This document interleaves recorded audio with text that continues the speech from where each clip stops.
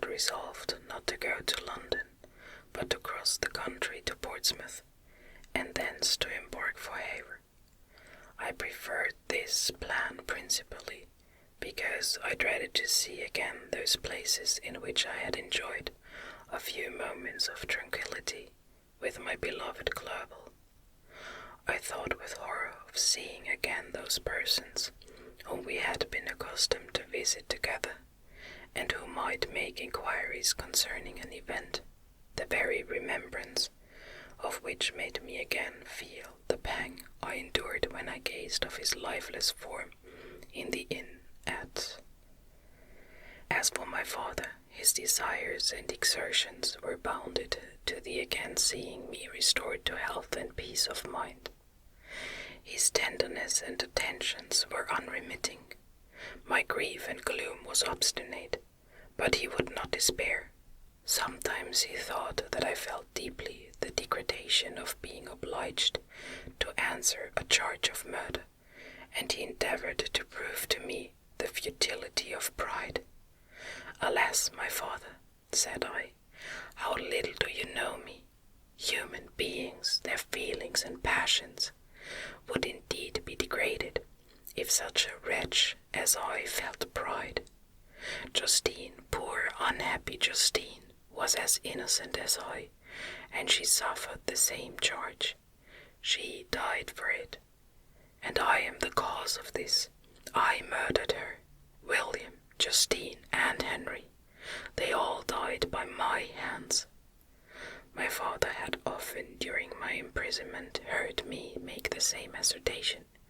When I thus accused myself, he sometimes seemed to desire an explanation, and at others he appeared to consider it as caused by delirium, and that during my illness some idea of this kind had presented itself to my imagination, the remembrance of which I preserved in my convalescence.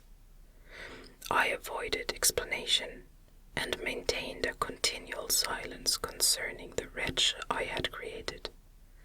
I had a feeling that I should be supposed mad, and this for ever changed my tongue, when I would have given the whole world to have confided the fatal secret. Upon this occasion my father said, with an expression of unbounded wonder, "What do you mean, Victor? Are you mad? My dear son, I entreat you never to make such an assertion again." "I'm not mad," I cried energetically. "The sun and the heavens who have viewed my operations can bear witness of my truth. I am the assassin of those most innocent victims.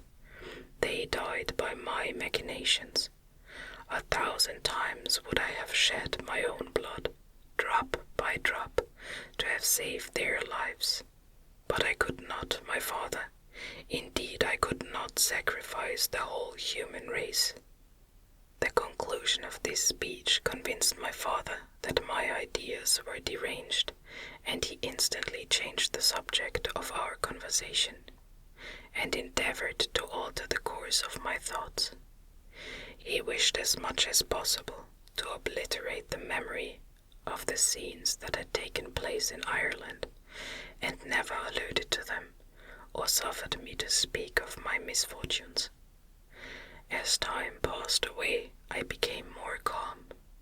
Misery had her dwelling in my heart, but I no longer talked in the same incoherent manner of my own crimes. Sufficient for me was the consciousness of them. By the utmost self-violence, I curbed the imperious voice of wretchedness, which sometimes desired to declare itself to the whole world, and my manners were calmer and more composed than they had ever been since my journey to the Sea of Ice. We arrived at Havre on the 8th of May, and instantly proceeded to Paris, where my father had some business which detained us a few weeks. In this city I received the following letter from Elizabeth. To Victor Frankenstein, my dearest friend. It gave me the greatest pleasure to receive a letter from my uncle dated at Paris. You are no longer at a formidable less than a fortnight. My poor cousin, how much you must have suffered. I expect to see you looking even more ill than when you quitted Geneva. This winter has been passed most miserably, tortured as I have been by anxious suspense, yet I hope to see peace in your countenance, and to find that your heart is not totally devoid of comfort and tranquillity. Yet I fear that the same feelings now exist that made you so miserable a year ago, even perhaps augmented by time. I would not disturb you at this period, when so many misfortunes weigh upon you, but a conversation that I had with my uncle previous to his departure renders some explanation necessary before we meet. Explanation, you may possibly say. What can Elizabeth have to explain? If you really say this, my questions are answered, and I have no more to do than to sign myself your affectionate cousin. But you are distant from me, and it is possible that you may dread and yet be pleased with this explanation, and in the probability of this being the case, I dare not any longer postpone writing what, during your absence, I have often wished to express to you, but have never had the courage to begin. You well know, Victor, that our union had been the favorite plan of your parents ever since our infancy. We were told this when young, and taught to look forward to it as an event that would certainly take place. We were affectionate playfellows during childhood, and, I believe, dear and valued friends to one another as we grew older. But as brother and sister often entertain a lively affection towards each other without desiring a more intimate union, may not such also be our case? Tell me, dearest Victor, answer me, I conjure you, by our mutual happiness, with simple truth, do you not love another? You have traveled, you have spent several years of your life at Ingolstadt, and I confess to you, my friend, that when I saw you last autumn so unhappy, flying to solitude, from the society of every creature, I could not help supposing that you might regret our connection, and believe yourself bound in honor to fulfill the wishes of your parents, although they seem to oppose themselves to your inclinations. But this is false reasoning. I confess to you, my cousin, that I love you, and that in my airy dreams of futurity you have been my constant friend and companion. But it is your happiness I desire as well as my own when I declare to you that our marriage would render me eternally miserable unless it were the dictate of your own free choice. Even now I weep to think that, borne down as you are by the cruelest misfortunes, you may stifle, by the word honor, all hope of that love and happiness which would alone restore you to yourself. I, who have so interested an affection for you, may increase your miseries tenfold, by being an obstacle to your wishes. Ah, Victor, be assured that your cousin and playmate has too sincere a love for you not to be made miserable by this supposition.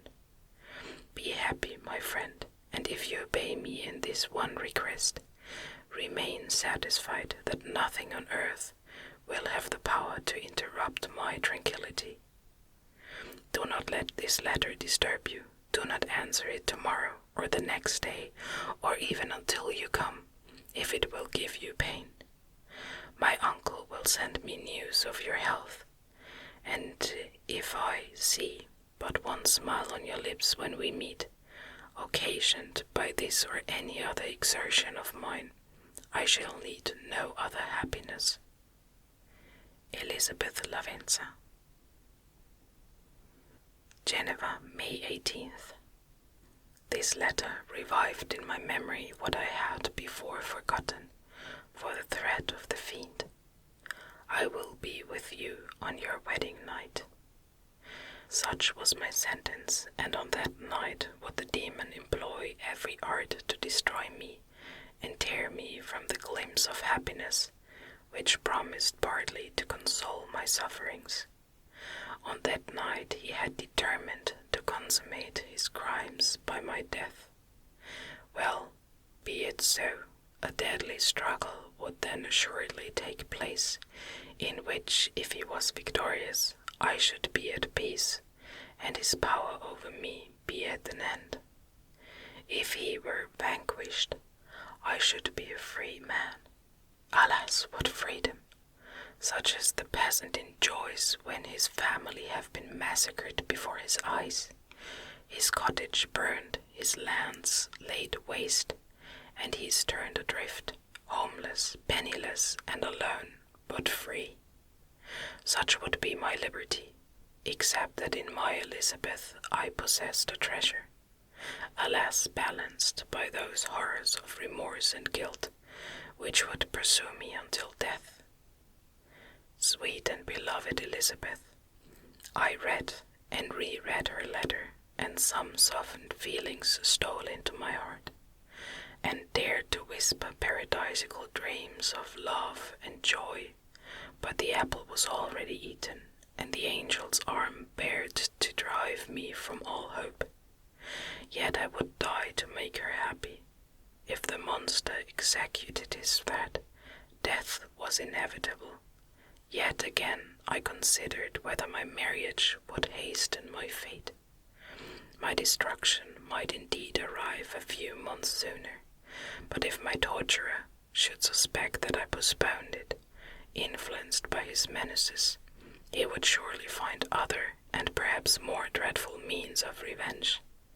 He had vowed to be with me on my wedding night, yet he did not consider that threat as binding him to peace in the meantime, for as if to shew me that he was not yet satiated with blood, he had murdered Clerval immediately after the enunciation of his threats. I resolved, therefore, that if my immediate union with my cousin would conduce either to hers or my father's happiness, my adversary's designs against my life should not retard it a single hour. In this state of mind I wrote to Elizabeth. My letter was calm and affectionate. I fear, my beloved girl, I said, little happiness remains for us on earth, yet all that I may one day enjoy is concentred in you.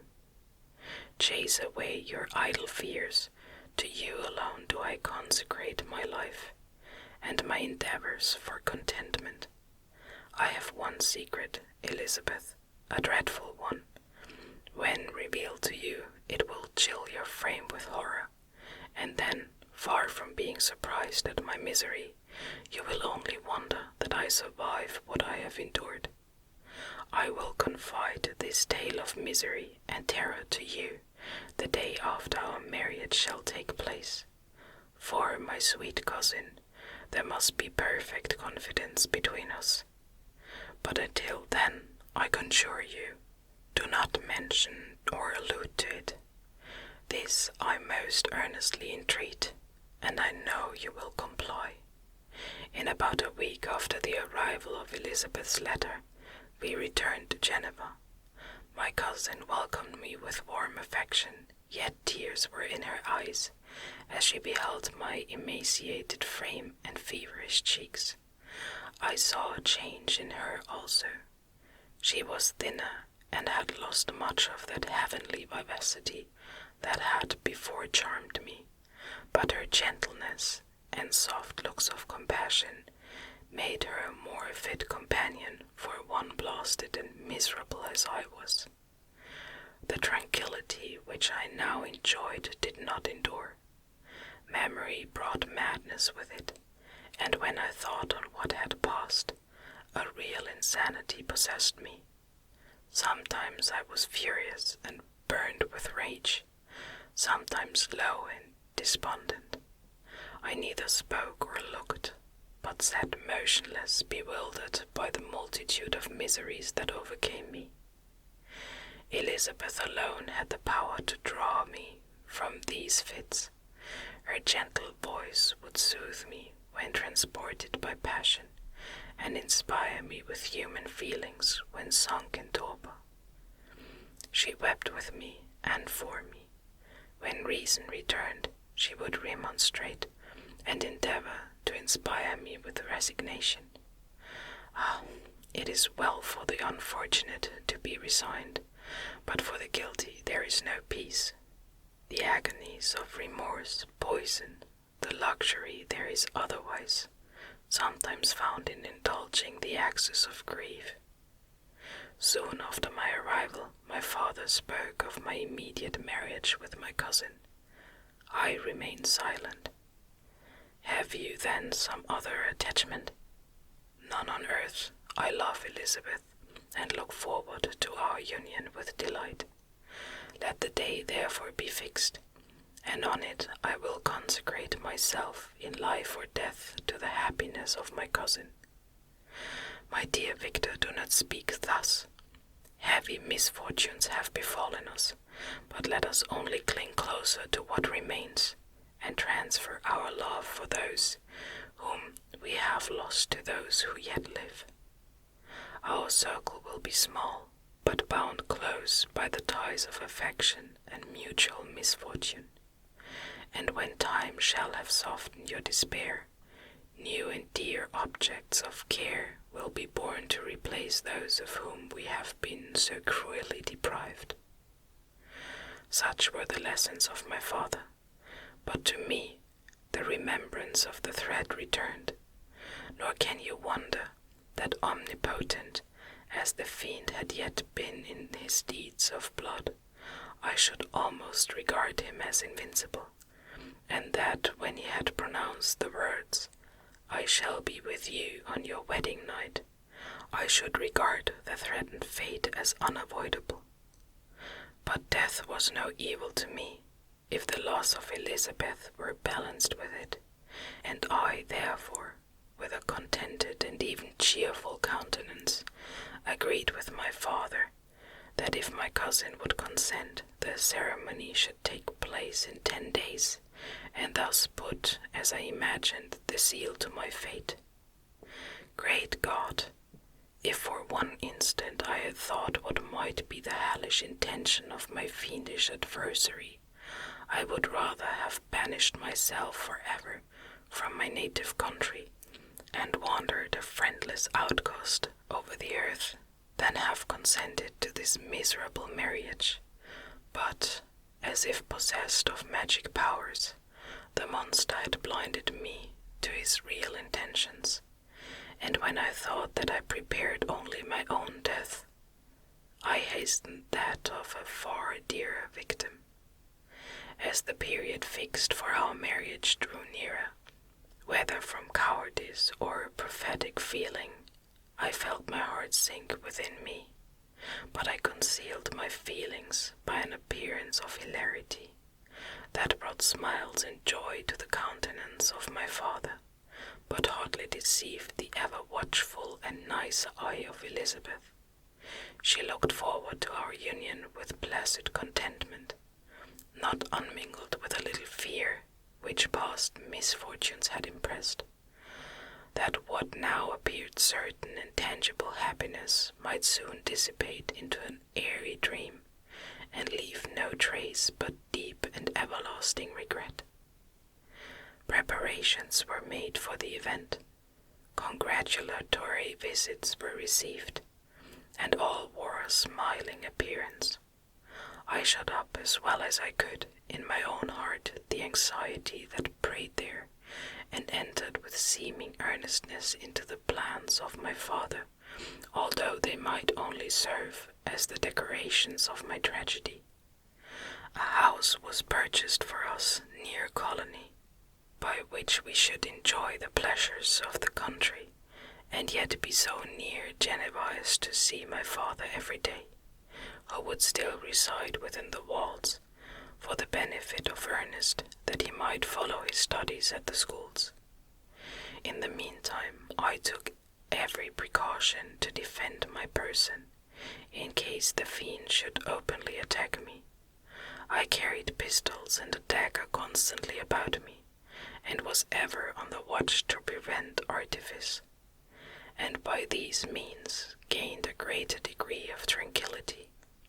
Indeed, as the period approached, the threat appeared more as a delusion, not to be regarded as worthy to disturb my peace, while the happiness I hoped for in my marriage wore a greater appearance of certainty, as the day fixed for its solemnization drew nearer, and I heard it continually spoken of as an occurrence which no accident could possibly prevent.